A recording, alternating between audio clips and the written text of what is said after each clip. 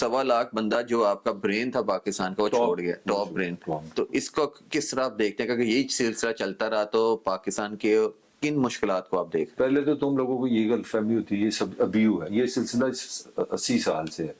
यहाँ पे तो किसी जमाने में 50-60 में मंगला डैम बना था, पूरे का पूरा मीरपुर चला गया था, इंग्लैंड चला गया था।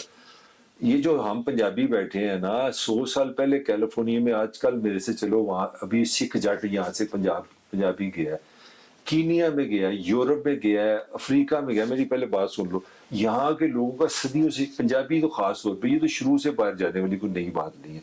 और उसकी सबसे बड़ी वजह है कि ना हमने अंदर सिस्टम बनाना है, ना हमने अंदर रोजगार लेके आना है, ना हमने ऐसा निज़ाम बनाना है कि यहाँ लोग कंफर्टेबल फील करें।